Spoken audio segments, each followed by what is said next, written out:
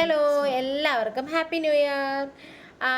New year ആയിട്ട് എൻ്റെയും എൻ്റെ കുടുംബത്തിൻ്റെയും വക എല്ലാവർക്കും ഹാപ്പി ന്യൂ ഇയർ കേട്ടോ. അപ്പോൾ ഈ വർഷം നല്ല ഒരു വർഷം ആവട്ടെ എന്ന് ഞാൻ പ്രാർത്ഥിക്കുന്നു. അപ്പം ഞാൻ ന്യൂ ഇയർ ആയിട്ട് പുറത്തൊന്നും പോകാൻ പറ്റിയില്ല. കാരണം ചെറിയൊരു അപകടം പറ്റിയിരിക്കുകയാണ്. ചെറുതായിട്ടൊന്ന് വീണു. നെറ്റി പൊട്ടിയിട്ടുണ്ട്, മൂക്കിന് പറ്റിയിട്ടുണ്ട്, കാലിന് പറ്റിയിട്ടുണ്ട്, കൈക്ക് പറ്റിയിട്ടുണ്ട്. അതുകൊണ്ട് പുറത്തൊന്നും പോയില്ല. അപ്പോൾ ഇങ്ങനെ വീട്ടിൽ വെറുതെ ഇരുന്നപ്പോൾ ഞങ്ങളടുത്ത് ന്യൂ ഇയർ ആയിട്ട് ഫുഡ് ഓർഡർ ചെയ്യാമെന്ന് പറഞ്ഞ് നമ്മുടെ സൊമാറ്റോ ചേട്ടനെ വെയിറ്റ് ചെയ്തിരിക്കുക കേട്ടോ. അപ്പോൾ കാലിന് പറ്റിയാണ് ഇതാണ് 3 ആഴ്ച റെസ്റ്റ് പറഞ്ഞിട്ടുണ്ടേ. വെള്ളമൊന്നും നനയ്ക്കാൻ പാടില്ല എന്നാണ് പറഞ്ഞേക്കുന്നത്. അപ്പോൾ അങ്ങനെ നമ്മുടെ ചേട്ടൻ വന്നു, സൊമാറ്റോ ചേട്ടൻ വന്നു, ഫുഡ് മേടിച്ചു. നല്ല കുഴിമന്തിയും ഒക്കെയാണ് ഓർഡർ ചെയ്തേക്കുന്നത്. കുഴിമന്തിയും പൊറോട്ടയൊക്കെയാണ് ഓർഡർ ചെയ്തേക്കുന്നത്.